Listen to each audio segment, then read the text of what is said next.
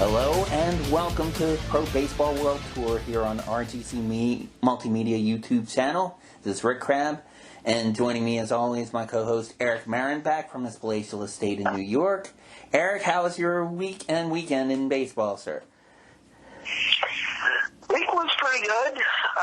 Yankees are back on track, which is good for New York teams. Of course, the Buffalo Blue Jays, I think, still have actually the better record between all two, technically three New York teams. Yeah. But Yankees are getting back up in there. Sorry that we had to trump your Orioles there, but it is what it is. And the Mets are back in their doldrums after getting basically beat up by the Buffalo Blue Jays. Yeah, they sure did. It's been hot and cold for a bunch of those teams. I mean, the Mets did also split with the Orioles too, but then when we came to the Bronx and we got fed the brooms, so it is what it is. I mean, the Orioles were expected that to happen anyhow, so maybe reality's starting to kick in. Hopefully not, but probably will be. Okay.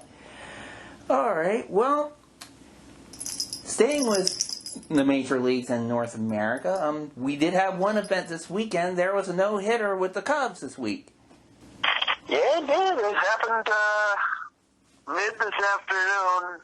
In and amongst all the baseball and football that we had, all of a sudden I get an alert on my phone. He dreaded no-hitter watch. Very nice. And it was Alec Mills of the Chicago Cubs, who was absolutely masterful over the Milwaukee Brewers, 12-0. It got to the point where Milwaukee actually used a position player, Orlando Arcia, to pitch the ninth inning and give up a couple of gopher balls in the batting practice, expensive garbage time ninth inning. Yeah, that's almost never a good sign when that happens. Any team does that, but good for the Cubs. City of Chicago's actually had good luck with no hitters. I mean, we talked about one with the White Sox either last week or the week before, and now we have one with the Cubs. So even though I know White Sox fans and Cubs fans kind of have a rivalry like the Yankees and the Mets fans do, but still, it's good for that city. And it's good for baseball, so we can talk about it. So.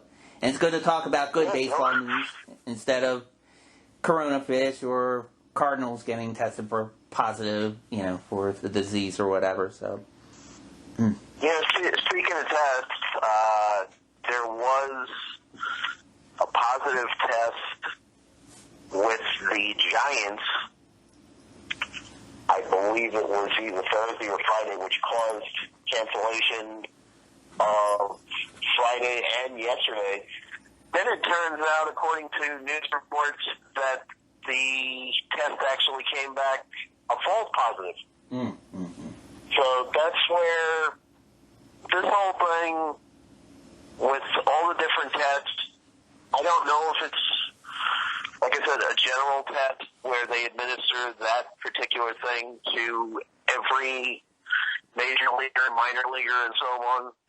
But this is the second time that a false positive has come along and actually marred a game or two. Right. San Francisco and San Diego, I believe, are playing the second game of their doubleheader right now as we speak. But it just kind of disrupts the weekend, especially with 2 weeks left to go. Kind of a pain in the butt. It is. And at least where you had some of the cancellations, it's like, yeah, you did have some weekend series, but it seemed like it happened earlier in the week and they can kind of plan for it. But when it happens at the last minute like that, yeah, that's got to be frustrating for those teams. Yeah, if I remember correctly, 5 minutes before the game was supposed to be on Friday night, all of a sudden test results come back positive for, I think it was Alex Dickerson of the San Francisco Giants. They revealed a positive test, and then all of a sudden yesterday news comes out, it's a false positive. Oh. So you don't really know what to believe anymore. No, you don't. At least they got 2 games in today, and they're going to make up a game, I believe, the next time the two teams roll around, so there's not too much downtime. Right. Okay. That's good. Now, was there a situation where they had to revamp their lineup, like at the beginning of the season with the Miami Marlins, when they had to basically almost draw up a whole new team, and they weren't even sure, like, they did against the Orioles, like, I don't know, maybe on our second episode, I think it was. Remember that? They had to draw like 9 different players, and it's like they were trying to get a lineup, and they were trying to get everything positive to start the game, and weren't even sure they were going to start the game. Was there any kind of situation like that with this series with the Giants and the Dodgers that you know of? Or? No, not at all. As a matter of fact, it was pretty much pinpointed to Dickerson. There were no other positive tests. They obviously canceled Friday and or Saturday for further testing, tracing, or whatever. And then the news comes out of the falsehoods. So they went right back into it instead of squashing the entire weekend, which that's definitely a good sign. Oh, that is a good sign. Now, I saw something related to sports, not to baseball, but with the National Football League, that I'm wondering if Major League Baseball will adopt this or not. When I was watching the Thursday night game between the Kansas City Chiefs and the Houston Texans, they mentioned with their league, they have a policy where they were showing players wearing these bracelets. It kind of looks like, I don't know, like the watch bracelets that you wear with an iPhone. And what it does is a tracing device. So if, let's say, that particular player tests positive, it would automatically send trace calls to, I don't know, I guess people that were with them, like to their relatives or to other players or anyone else they were in contact. So it's kind of like a system they have in place. Seemed like a good idea. I mean, seems like something Major Leagues or Major League Baseball or other leagues might want to adopt. It was pretty interesting, though. I wish that MLB would have done that at the beginning of the year, and you probably would have eradicated the problem of the Cardinals and or the Marlins. Yeah, true, yeah. As a matter of fact, I noticed that the latest update on iPhones had some sort of tracking device put up to cross-tracing and other virus outbreaks that are in the area. I don't know how it works as far as detecting something within the phone and or alerting you of a possible area not to go to because of this. But it's just technology working at its best. Right, yeah, that does sound interesting. It sounds similar, although I think the NFL, I think they had I know they have with the tablets that they use, like the teams use, they have a deal with Microsoft instead of Apple, but it sounds very similar to what you're talking about, and I don't know, maybe they could have an account with both for the different technologies, but either way, I mean, it sounds like a good idea, and to the defense of the NFL, probably the reason they have those policies in place is because Major League Baseball didn't. And probably if Major League Baseball would have adopted them earlier, NFL would have had them maybe even sooner. I mean, supposedly they didn't have that many tests. They maybe had maybe 5 positives, going into I guess the team practices or whatever. But they probably could have prevented even those, I guess. But right. But either way, the only thing that did bother me in a way is some of the NFL franchises are actually having fans in the stands. You take your opener on Thursday night for Kansas City. I don't even know how much Arrowhead Stadium holds, but when you're allowing 16,000 people in that type of atmosphere, and yet vote a piece for the Kansas City Royals, who had home games during the week, and you're still allowing no fans. So it's kind of a conflict. It is, and I'm wondering. I guess I could see if it was Kansas City of Kansas City didn't allow either one, but that particular case, it may be just maybe the teams have jurisdiction over it, and I mean, Patrick Mahomes is now not only a quarterback for the Kansas City Chiefs, he's now an owner of the Kansas City Royals. And I'm sure he would have probably wanted the Royals to play as well. So I'm not sure how that works, and I don't know. It's interesting. It's like I was watching NFL today, and you see, it's like two stadiums had fans in, and two today, and then Kansas City being the third one. But then most of the other stadiums are not allowing any fans. It's just strictly cutouts and fake fans put in by Fox, or and the crowd noise and all that other nonsense. But yeah. Well, from what somebody told me today, and of course I don't have the NFL package, and between you, me, and the wall, baseball takes precedence. Mm-hmm. But from what I heard, 8 teams, 8 home stadiums are allowing fans in, including 2 of them in the Florida area, which I think is a little nuts, right. Considering, okay, it was the former epicenter. Mm-hmm. I still think it's the current epicenter, but, that's for arguments for another day.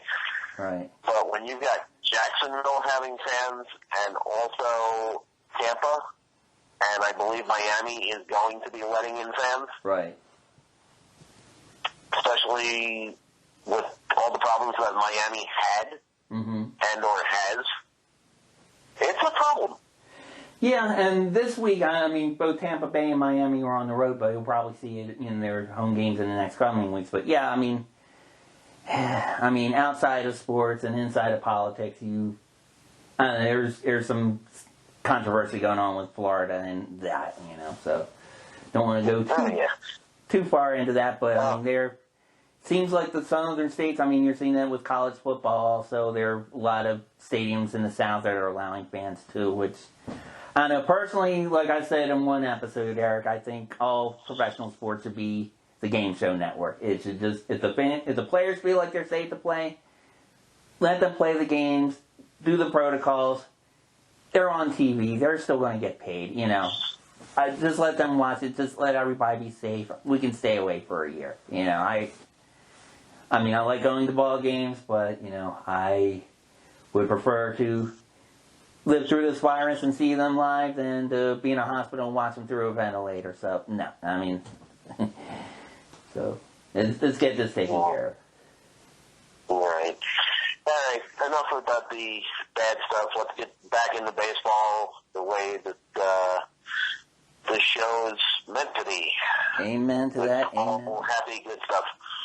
Okay. And the happy, good stuff, we will start with the standings for Major League Baseball, which I was going to get. Bear with me. All right. Starting off in the American League East, we have...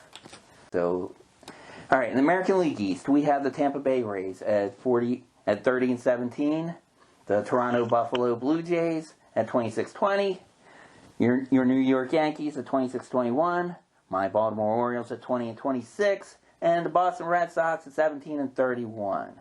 Going to the AL Central, you have the Chicago White Sox at 30-16, the Minnesota Twins at 30-18, the Cleveland Indians at 26-21, the Detroit Tigers at 20-26, and the Kansas City Royals at 20-28. The AL West, we have the Oakland A's at 29-17, the Houston Astros at 23-23, the Seattle Mariners at 21-25, the Los Angeles Angels of Anaheim, and anywhere else they want to say they're from, 20-28. And the Texas Rangers at 17-30. Going on to the National League in their Eastern Division, we have the Atlanta Braves at 28-19, the Miami Corona Fish at 23-21, the Philadelphia Phillies at 23-22, the New York Mets at 21-26, and the Washington Nationals at 17-28. The NL Central, we have the Cubs, who threw that no-hitter today. Congrats to them, 28-20. The St. Louis Cardinals at 20-20, the Milwaukee Brewers at 20-24, the Cincinnati Reds at 21-26, and the Pittsburgh Pirates at 14-30. Finally, the National League West, we have the Los Angeles Dodgers at 32-14, San Diego Padres at 30-17, San Francisco Giants at 23-23, Colorado Rockies at 21-25. and the Arizona Diamondbacks at 17-31. And those are your standings for Major League Baseball. All right. One other thing I just wanted to gloss up on that we kind of forgot about in the midst of the no-hitter. Mm-hmm. You also had Albert Pujols tying Willie Mays for fifth all time on the home run list with 660. Oh, no kidding. He hit his fourth home run of the year. I forget what inning it was, but tied with the Say Hey Kid. Right. All right. Well, congrats to him as well. And again, it's good to hear just general good news out of North America with Major League Baseball. And God knows we reported enough bad about it. So, good. Congratulations to Mr. Pujols. And we'll be looking to see if he extends his record even further. All right. Okay, folks, we will take a quick break. And when we come back, we will take our world tour to South Korea for the KBO. You're listening to the Pro Baseball World Tour here on the RGC Multimedia YouTube channel. We will be right back.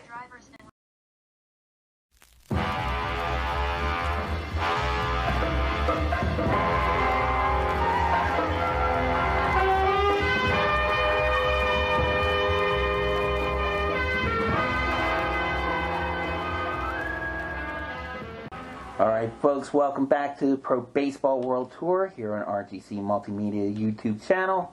Rick Crabb, Eric Marenbach, and as always we shift our World Tour over to our friends in South Korea and the KBO. And Eric, it seems like the Dinos are still trying to fight off the Twins and the Kiwoom Heroes for that top spot, and there's still a lot of other fighting for the 4th and 5th spots in the KBO standings. Any observations about that league this week that you saw that as of interest?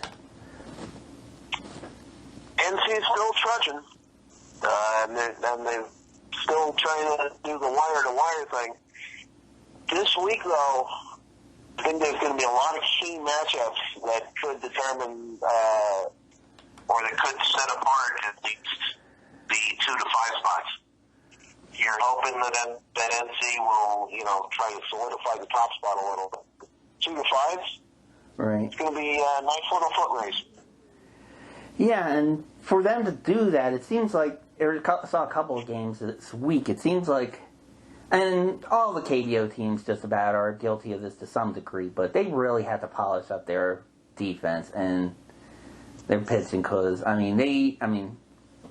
there were several games I saw with a few teams this week, Eric. You've had 8-run, 10-run innings. There was one game I watched the first inning before I went into work, and the team was up by 10 runs in the first inning. That's got to be discouraging, and plus, managers got to be frustrated because they want to save their bullpen arms, and they can't because they have to put them out, in the first or second inning. And it's even gotten to the point where they're doing what some major league teams are doing, or where they're having, instead of closers, they're having starters, where they have, a guy come in for the sole purpose of starting a game for 1 or 2 innings and then using the middle relief or whatever. I don't know. Seems like, maybe the KBO might be able to use that strategy or should use that strategy, or maybe they are in some cases, and it's still backfiring on them. I don't know, it's kind of it's interesting to see, though, and still, like I mentioned, you have the mosh pit in the standings and trying to get that top spot, but I actually am going to go back to something that may or may not be an excuse, but the period where you had a load of rainouts, and it threw off rotations, that's a big part of this. Pitchers, especially starters, are used to a rotation of work every 4th day, every 5th day, every 6th day, what have you. And with these series of rainouts, even though rotations as a whole get pushed back, you get guys that are totally thrown off their rhythm. And they're having to pitch every sixth or seventh day Mm-hmm. just to make up for it instead of shortening up the rotation for a spell. That's a good point, actually. I mean, baseball is one thing about baseball. It's not just with pitchers, but I think baseball players are a creature of habit, and especially, I mean, as you mentioned, the pitching rotations, but also, I don't know, as far as like batting, as far as you're used to a certain routine, as far as your stances, well, you practice that kind of thing, and it can throw teams off, and it makes it amazing that, you know, when we're talking about the major leagues, about how they have all these rain outs and corona outs, you know, it's got to throw things off too, especially when it's like with the Yankees for a while, they had like 9 guys on the DL and they had to make up, so that has to mess with you physically and mentally, I would imagine, and especially late, you know, as we're coming later into the season. So, at the same token, you've also got to take into consideration drainage systems in the KBL. I, again, am unfamiliar with field conditions around the entire area, but if you had days where you didn't play for a certain period of time, and you pretty much had to redo fields because of poor drainage, that can also affect life. True. I mean, well, I think it was like maybe our second or third episode where we saw Dom Sill it looked like it was flooded out. I mean, I was surprised that they were able to get any games in after seeing that damage. I saw that picture on Twitter. I was like, it looked like the water, I mean, it looked like the field was flooded. It looked like it was going to overflow actually into the seats. That was how high it was, but it was, I don't know. And some of the games I've noticed too, Eric, it's like maybe it's not to major league standards. It seems like they, for the most part, they keep the fields up to snuff, but I have seen that on occasion, especially in Domsville. I've seen like a few places where it looks like there were like divots or potholes kind of like in the outfield. I'm surprised we haven't seen any injuries, like any outfielders going for a ball or whatever, twisting ankles or whatever. I mean, that could be pretty dangerous, I would imagine. Right, and I don't know if this is going to happen in the KBO. I do remember it happening one year in the International League in minor league baseball a few years back, where the Yankees AAA franchise in Scranton basically had to shut down that stadium for an entire season to redo their entire stadium. We're not talking just the field, but we're talking clubhouses, we're talking dugouts, we're talking bathrooms, because there was so much rain that the field and everything else took on that it just became a total cluster, you know what, right, as far as even trying to play games. So I don't know if after this season, with all the rain that might have gotten taken on, if any of the KBO teams might have to consider doing that. Right. But it would be a shame if it had to. Yeah, or I could even see a situation where some teams have their future league stadiums right next to the major KBO stadiums. Maybe they can play in them. And I think some of the future league stadiums are previous stadiums that the major league teams used. They just wanted to build a modern stadium next to them. So probably for a pinch, I would imagine they could probably use those fields and have the future league teams reschedule or something like that. I would imagine they would get precedence over it. I mean, maybe, I don't know, I'm not familiar with the KBO bylaws as far as that goes, but it wouldn't surprise me if they could do something like that. Right. Okay. Yeah, I mean, and there is one note I did want to mention. I saw a note about Roberto Ramos of the LG Twins. Now, one episode or 2 episodes ago, we mentioned that he had tied the record for home runs by a foreign player for the LG Twins. This past week, he has tied a record for most home runs for a single season for the team out of anyone on the LG Twins ever. So, and I would imagine probably by our next broadcast, he'll surpass that, because it seems like right now he's he's hot again. It seemed like he was injured for a little while and he's kind of cooling off, but right now it seems like he's getting back into his rhythm as far as hitting home runs, and Hyun-Soo Kim is doing well as far as getting into average, and I don't know, the Twins as a whole, it seems like that team's hitting well, and that's helping them in their pennant race for the Korean series and the top spot for that. But either way, it's still more fun each week in the KBO. So.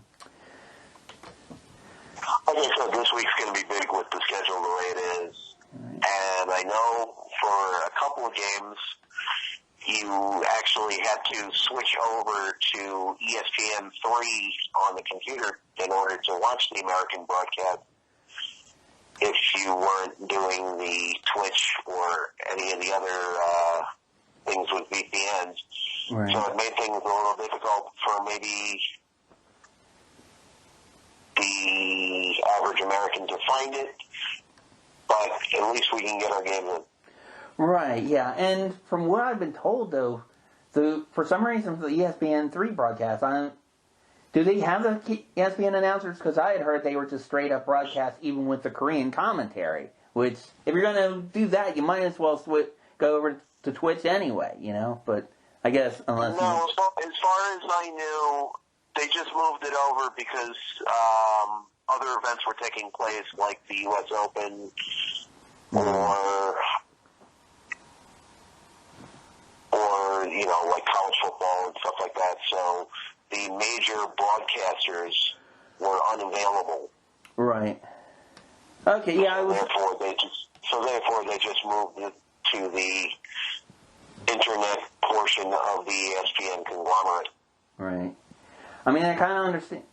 It's kind of understandable, and I was kind of curious myself. I was wondering, well, what does ESPN have at 4:30 in the morning that they have to pump the KBO for? I mean, I can't see them doing it for, you know, cornhole or whatever, but I don't know. ESPN, you don't know with those guys. But, I mean, the U.S. Open would make sense. It is a prestigious event, but, I mean, it's on the East Coast in our time zone. I can't see them having tennis matches at 4:30 in the morning, but this year, who knows? You know, it wasn't even the point of, you know, match schedules. It was the point of the actual commentators. They wanted to put pretty much everybody on the main stuff and kind of leave KBO in the dust, even though they had the contract for it. Right. Yeah. Well, yeah, that is kind of frustrating, but, you know, it's... Sometimes you have to work a little harder to view the league, but it's worth it if you are able to, as you and I well know. And I'm looking, before we get to the standings, I'm looking real quick through the fixtures themselves. I mean, yeah, it's the Tuesday games I'm looking at for September the 15th. I mean, yeah, looks like you have Doosan at NC, which could affect the pennant race significantly. Then you have the Hanwha Eagles against the LG Twins, and... Well, that could help LG. Although there was a series, I think, a couple weeks ago where Hanwha actually did well against the Twins, but I don't see that happening this week. But you play the games as to find out. Then you have the Kia Tigers against the Wyverns, so that may help Kia with in their cause.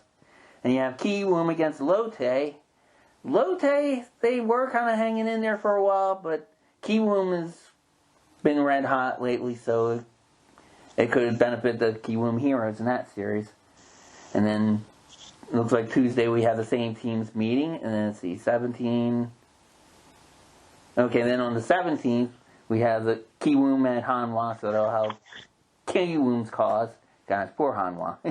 Now the KT Wiz against Doosan, that should be a good series. The Twins against the Lotte Giants also should be a good series. Samsung against Kia. Samsung's kind of sliding down, but they might want to be the spoilers for Kia, so they might want to try to make things difficult for them. And you have the Wyverns against the Dinos on the 17th. So like you say, Eric, it's a lot of good matchups affecting the pennant race for the KBO. And with that in mind, we will go to the standings as they are. And as we mentioned before, the Dinos are holding on for dear life, Dancing the Baby Shark, and still staying in first place at 60, 40, and 3. And the Kiwoom Heroes at 65, 45, and 1. The LG Twins at 59, 45, and 3. The Doosan Bears at 57, 45, and 4. The KT Wiz at 58, 46, and 1. Then out of the top 5, we have the Kia Tigers at 56 and 47 and 0. Lotte Giants at 52, 50 and 1. The Samsung Lions at 48, 56 and 2.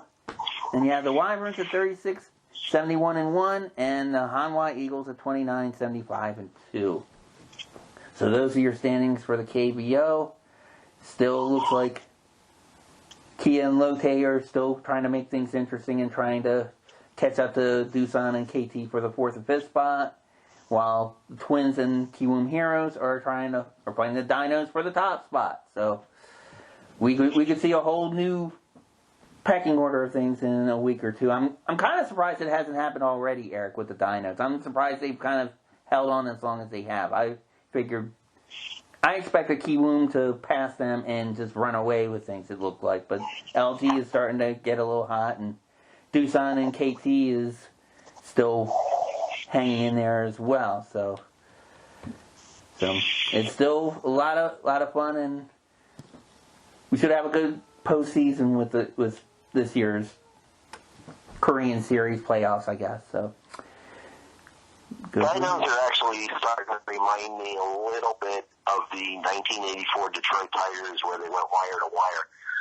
There were times when Detroit was slumping a little bit, and you thought they'd kind of go back into the pack, but they managed to hang on. Yeah, and it looks like the same thing for now with the Dinos, although you never know. With basically the month left in the season, and short series and playoffs are always exciting for different stories where you never know where something can happen, somebody gets hot. Right.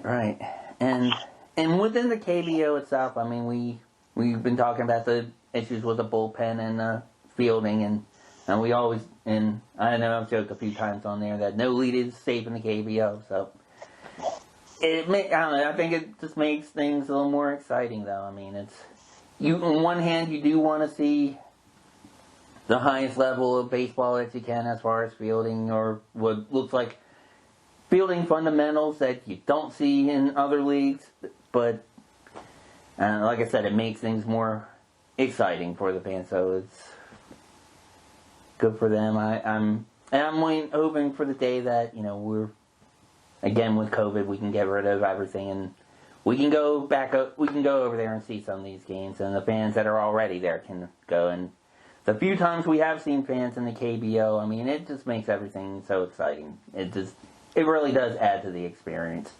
As you well know, watching your CPBL as well, they've had fans there for some time, and adds to the atmosphere. So, all right, Eric, is there anything? Totally on that one.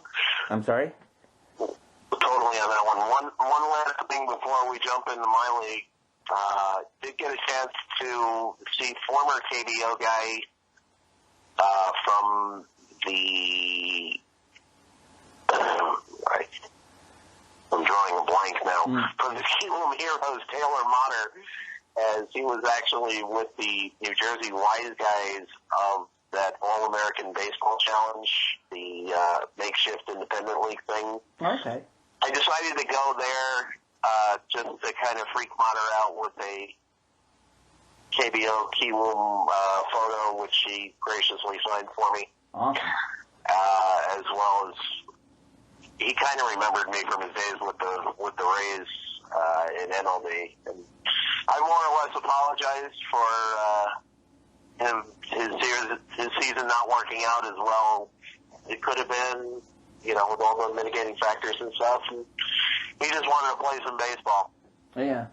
So he had fun with it, even though that particular league and that particular team was 6th out of the possible 6 teams. Oh, okay. But they were still in their playoff anyway, because you have to have playoff games in some way, shape, or form the way the tier worked. And I was actually going to go on Thursday, but the games got rained out, and then they decided to shift the entire playoff schedule around, so it kind of messed me up a little bit, but I made up for it. Yeah. Well, at least you got to go to one game. Now, what was the attendance of that game? Okay. Jersey had it set up where you had a maximum of 500. Okay. If you had 100 at the game, that's a loss. Right. I mean, during the year, under normal circumstances in the Can-Am, Yogi Berra Stadium as a whole doesn't draw. Right. So this particular thing with any sort of limitations didn't make it any better. Okay. All right. I was just wondering about that because I know different sports that the few that have allowed fans, they would do have to sit a seat apart or two apart or something of that nature. And I was wondering if you did that. There was definitely distancing involved, but let me tell you, with the amount of people that actually showed up, whether it was well publicized or not, there were no fears. Right. Of, getting shut out of a ticket. Like I said, the allotment was for 500. I could probably count on my 4 hands and 4 feet the amount of people that were actually there. Oh, wow. But, yeah, that's what it is. It's their version of playoff baseball, and I'm glad I got to witness something. Yeah, there you go. And to freak Taylor out. Oh, there you go. Well, you got to do what a lot of people around the country and around the world have not been able to do, is actually see games in person, not just on TV or on our laptops. But yeah, and I think the only other reason why I did go was because one of the guys on the other team, when he went to a small college down in Florida, an NAIA school, his hitting coach was actually the older Gurriel. Oh. U.S EST Gurriel. Oh, because there's 3 of them. There's Unieski, there's Ulieski, and there's Unieski. Don't ask. Okay. You don't want to know how those Cubans work, but that's a whole horse of a different color, and we can even get into that at the end of the show because the Cuban season actually got underway yesterday, and we can cover that all the way at the end. Okay, yeah. We do all the Asian stuff. Absolutely. We can definitely talk about that later on. So, okay.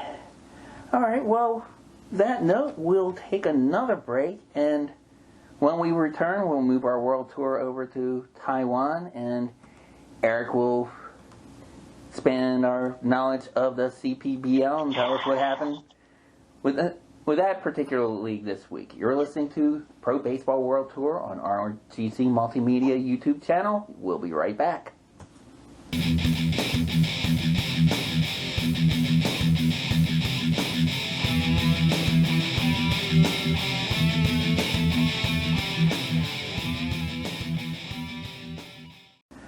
Alright folks, welcome back to Pro Baseball World Tour. Rick Crabb with Eric Marenbach.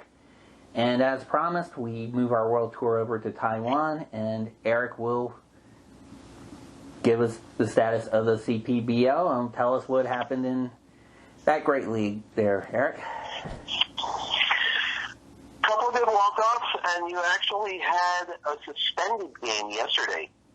Every once in a while, some rain must fall, and it got to the point yesterday where it was a little too much for the guys to wait it out. They managed to get 2 innings in, I believe, and they put the tarp down in the 3rd. This is in the Brother Elephants game in Tainan against the 7-11 Lions. They got through 2 innings, couldn't start the 3rd, and at basically 6 o'clock in the morning, our time, well, Eastern time, which is Taiwan time in the evening, they suspended play with the score tied at 1 after 2 innings. So they're going to pick that up sometime towards the end of the season, like they normally do with the rainouts. Right. But it is an in-progress game, and they're just going to pick it up and make it part of the doubleheader. Okay. All right. And I'm sure those rainouts will count for a lot, because as we've mentioned every week, the standings here in the CPBL are so tight, with those 4 teams, especially in this second stage. Let's go to those standings real quick. We have the Uni Lions at 18-16-1, the Fubon Guardians at 17-17-0, the Rakuten Monkeys at 18-18-0, and the China Trust Brother Elephants at 16-18-1. So it's kind of cool that actually nobody's pulling away and they're making it a tight race. It's gonna be a fun road to the playoffs when it actually is. I was actually kind of hoping to make it there for the playoffs and we could do like a live spot. But the way things are going with the pandemic such as it is, and the weather's not supposed to get exactly so warm here, Taiwan is still under protocol where the only way that you can get there with a USA passport is for business only. And unfortunately, I haven't developed quite the business yet. It's only for tourism. Right. Or at least that's how they consider it. Unless we can somehow fling like a broadcaster press pass. I don't know. Yeah, definitely. All right, well, you know what? You listeners, you can help us out with that. You spread the doggone word and like and subscribe and do all that good stuff so we can grow up to be, another 4-letter network, so we can cover these things for you. And then Eric and I could get press passes. Although, I think, I'll talk to you about it off the air, Eric. I think for some of these events, probably for the spring trainings and stuff, I could probably finagle something with us with that. And we can probably do some spring training reports and which not only yeah, hopefully by then all the quarantining stuff will be over with and we can just, go over there and right. I can introduce you to my Taiwan people and we can do some Baby OSF and or MPB and just make it a global thing like the premise of the show in the first place.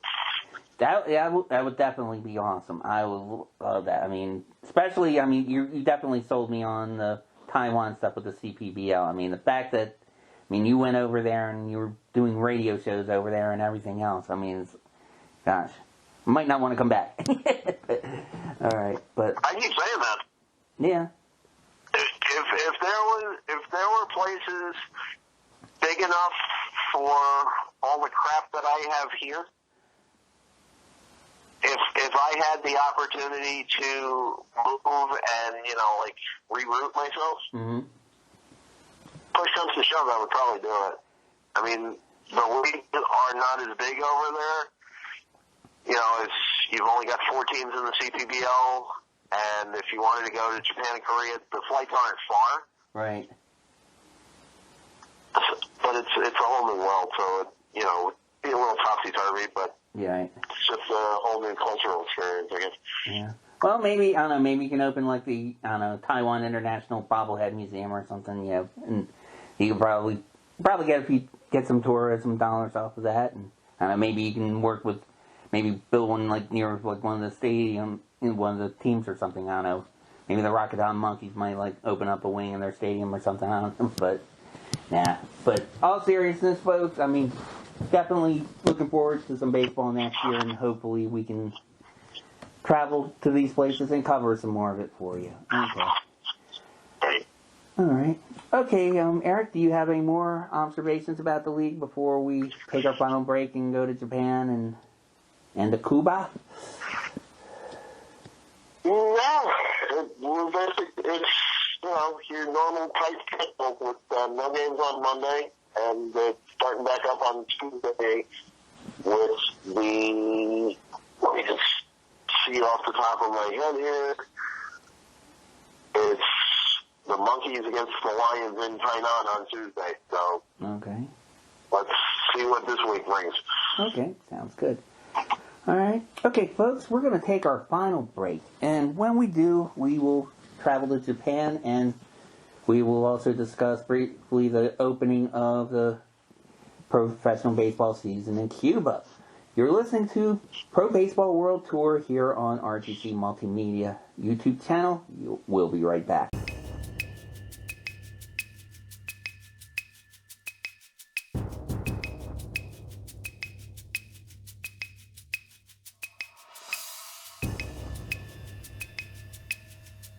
Alright folks, welcome back to Pro Baseball World Tour here on RGC Multimedia. Rick Crabb, Aaron Marin back, and as promised, we move our World Tour over to the great country of Japan, and that great league, the NPB. Alright, Eric, do you have any observations from that particular league? Any news going on there? Or, no, we can go to the standings. Welcome back, Tyler Austin. I got to tell you, I miss him with the Yankees because this guy, he more or less earned his stripes going through minor leagues as long as he did, and all of a sudden he came up after a long stint in the minors and excelled really, really well with the Yankees until there was just no room for him. Mm-hmm. He was on the DL for a few weeks for the Yokohama Bay Stars after one of his reckless abandon running into walls while in the outfield. So, put him on the shelf for a couple of weeks. What happens? They finally activate him off the DL today. What does he do? It's a 3-run homer to put Yokohama ahead for a game. Very nice. Very nice. Yeah, that's, it sounds like a good comeback story for him, and you always want to see or read about that in these leagues. And it seems like, seems like a lot of the Asian leagues, but especially NPB is good for those kind of stories. So, you want to see the players do well, especially if they're, like in your case, they're, from your favorite team, the Yankees, and it's like, I know I joke about Adam Jones in the last previous broadcast with him with the Oryx Buffaloes. And my first exposure to Japanese baseball was, I remember there was the Orioles had a player named Jim Traber, and he went over to the Nippon Ham Fighters and played for them for a while. And it's like, it's kind of how I heard my first taste of Japanese baseball, hearing about his travels, and pretty much he's pretty much listed as kind of like a one-dimensional hitter, kind of like Kingman was for the Cubs, and then when he went over there, he kind of like resurrected and extended his career for a little bit. And now I think he's a sports talk show host in, of all places, Oklahoma City. I don't know how he made it from there, but I don't know. It's good to hear about those kinds of stories, though. So it's quite interesting.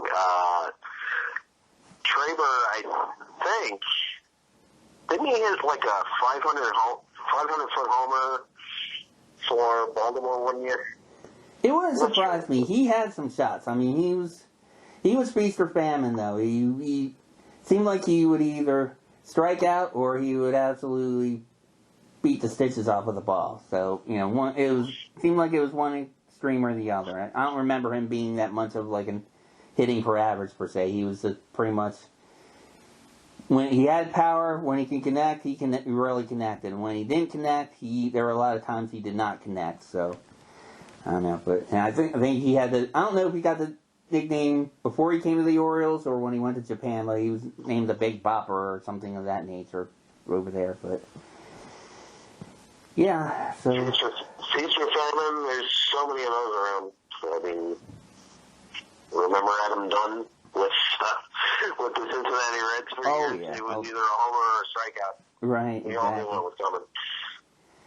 Yeah, you have so many players like that, and I think when we were talking about KBO one time, I think I was comparing Roberto Ramos. I said if the Orioles picked him up, he'd be like another Chris Davis, who's another person who's guilty of that, who had power one time, but then And I think it was either last season or season before he set the record for all-time lowest batting average. So you can't have that.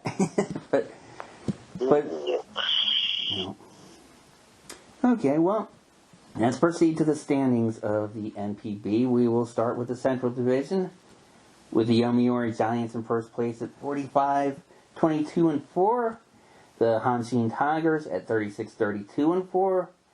The Yokohama Bay Stars at 35-34-5. The Shinichi Dragons at 33-37-5. The Hiroshima Carp at 27-37-8. And the Yakult Swallows at 26-40-6.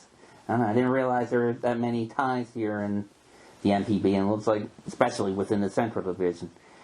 All right, looking at the Pacific Division, we have the Fukuoka SoftBank Hawks at 43-28-3. The Chiba Lotte Marines at 42-29-2.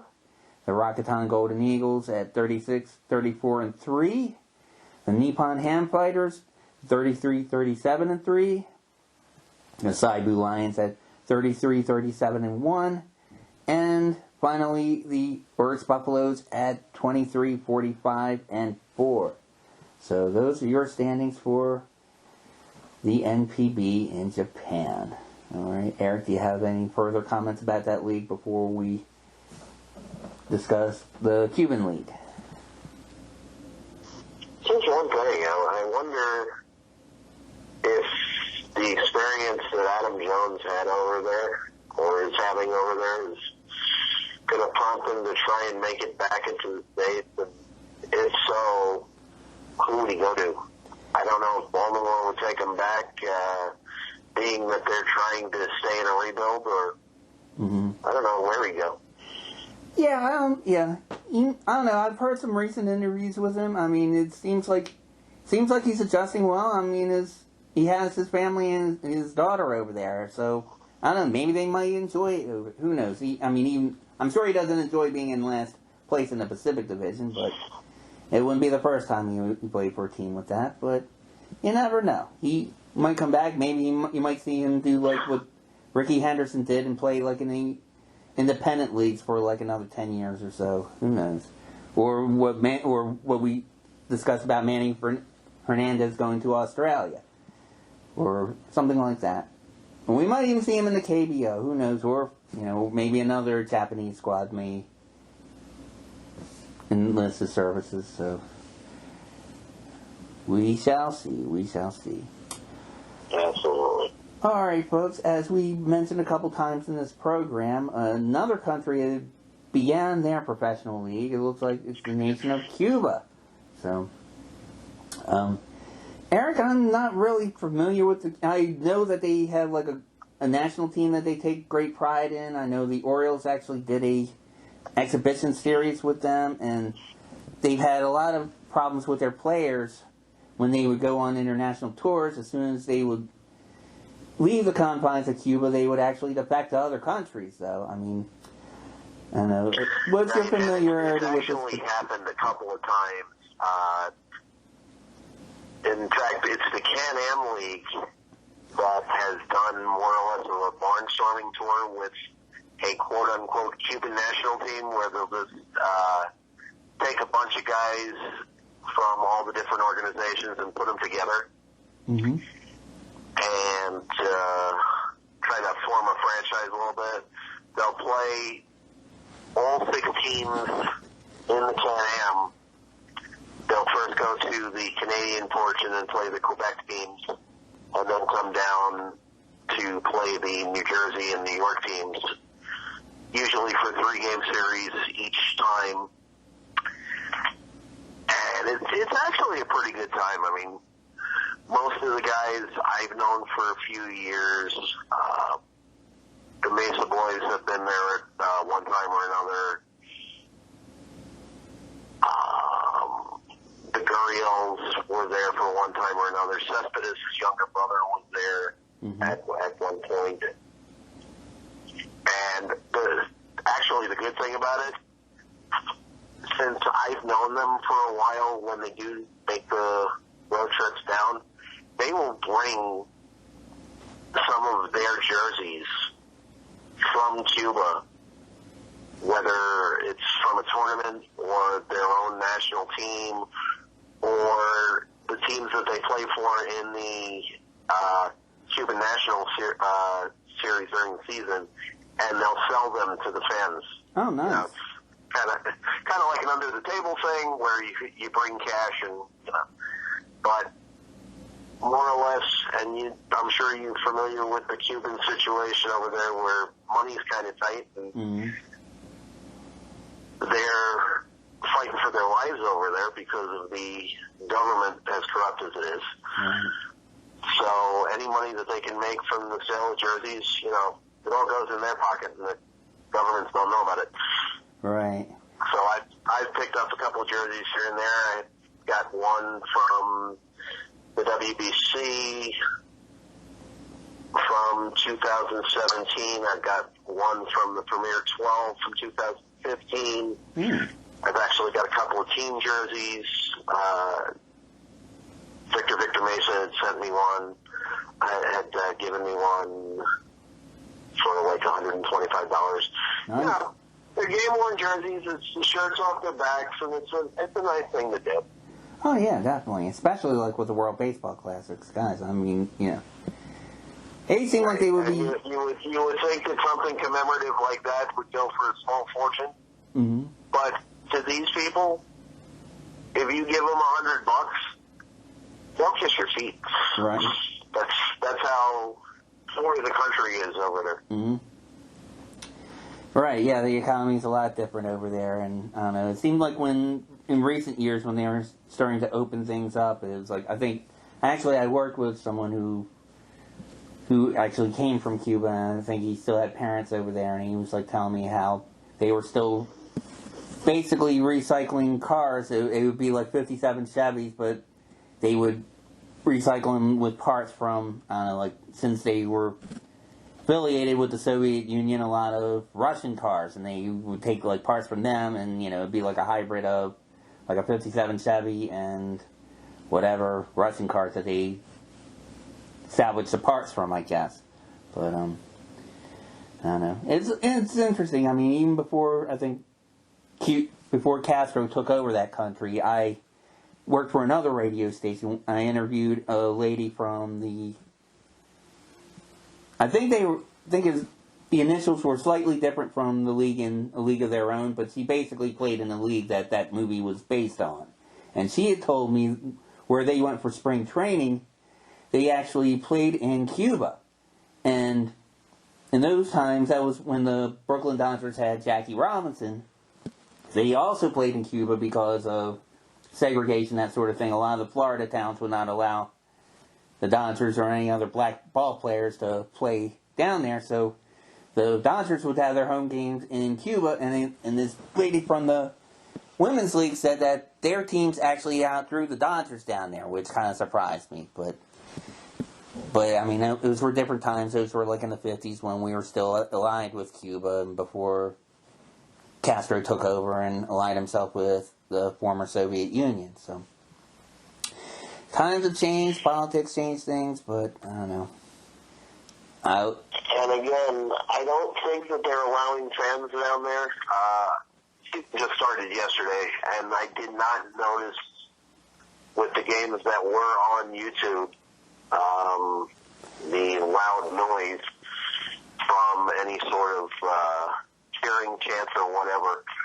It's kind of funny where instead of like an air horn kind of thing, you'll get more people with whistles and or what sounds like a bike horn. A bike horn? Like? Blowing. Oh, that's kind of neat. I mean, whistles you kind of like hear a lot of times. If you ever get a chance to watch some of the games on YouTube, you know, in a full crowd like that, you'll hear like these bicycle horns, and in no particular rhythm, but it's just like they're blowing these things. It's kind of freaky at first for somebody that's not used to it. Right. But I don't know. It'd be kind of funny though. I mean, kind of reminding you like I don't know, like you'd see like a clown or something going or whatever. Pretty much. Yeah, I'll have to watch some of those games, and that just maybe we'll talk about that on the next episode and just comment about that a little bit. But okay. Yeah, the next games are Tuesday, as a matter of fact, from where I'm looking here. Right. Because they had a full set of games today, and it looks like there's an update tomorrow with games coming up on Tuesday. Okay. And their games are normally, a lot of them are normally in the afternoon. Uh-huh. The early afternoon.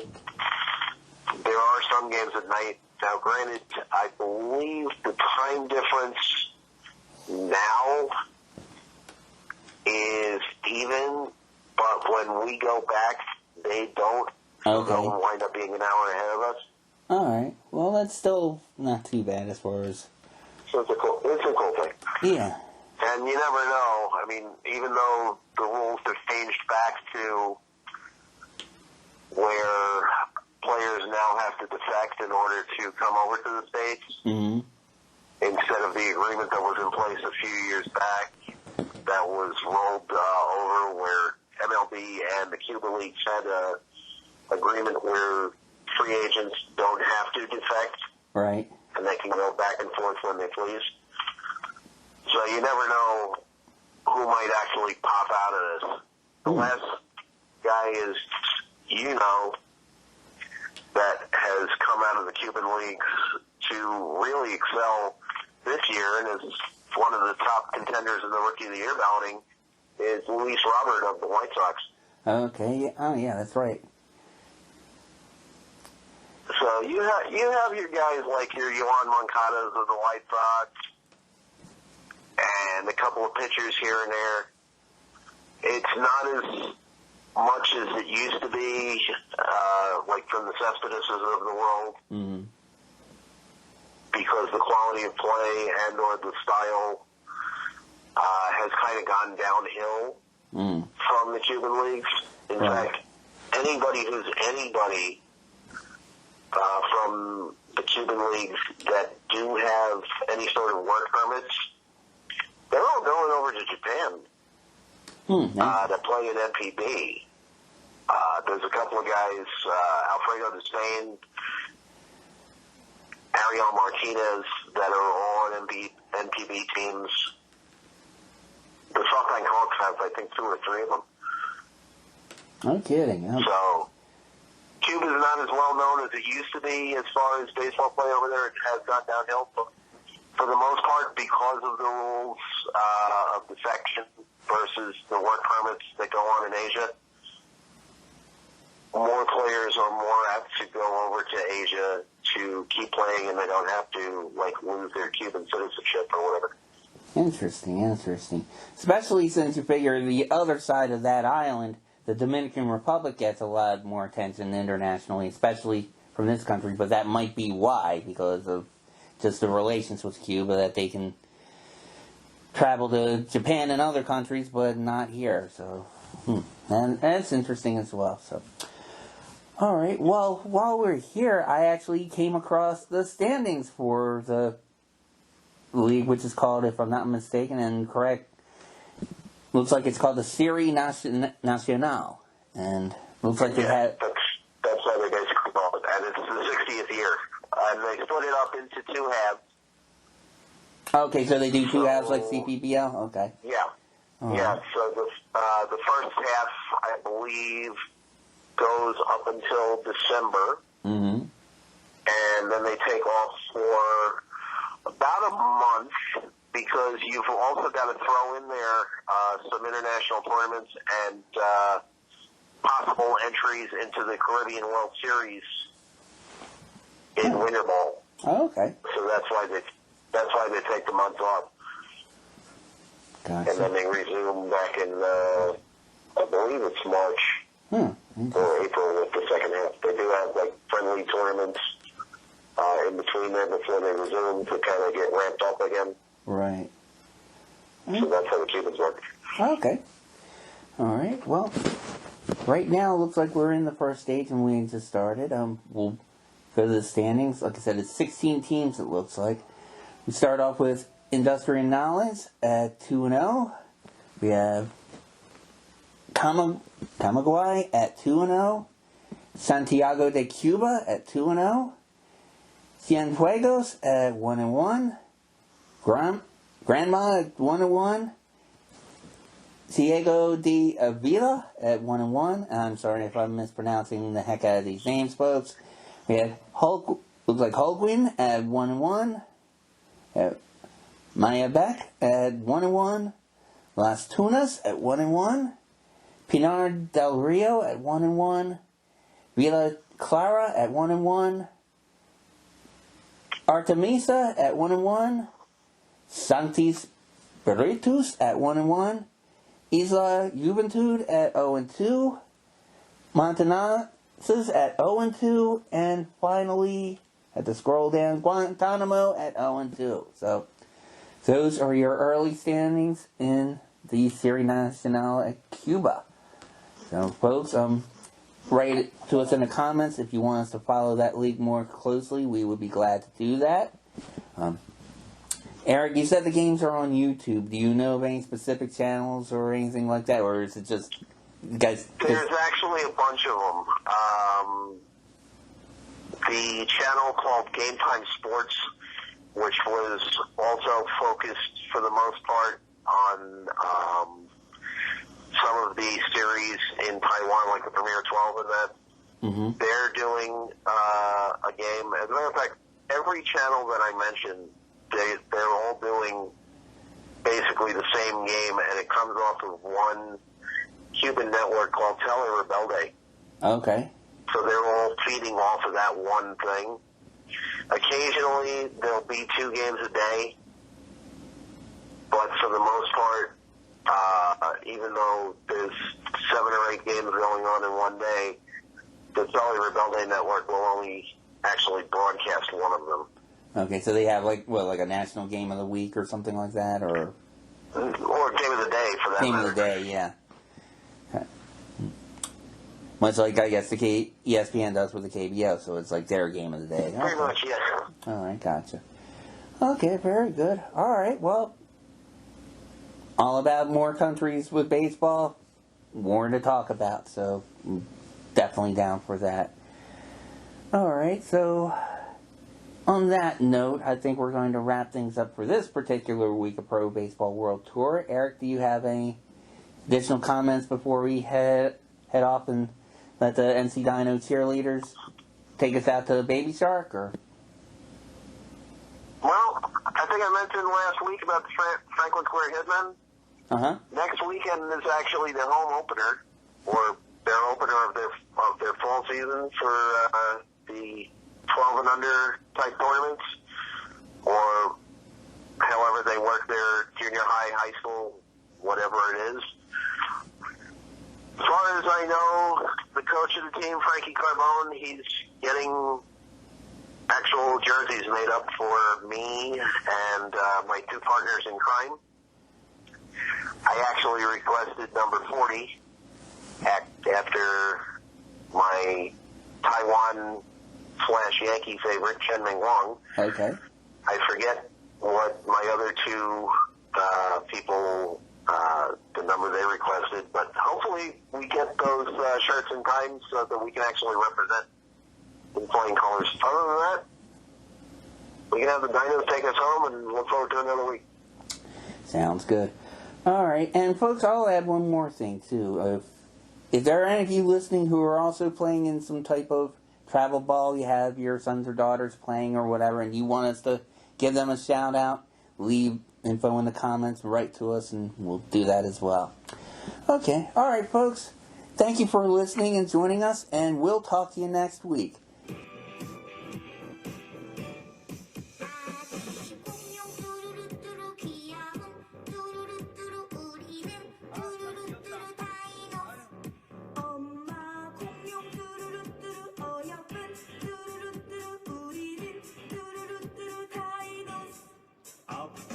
공룡 뚜루뚜루 힘이 센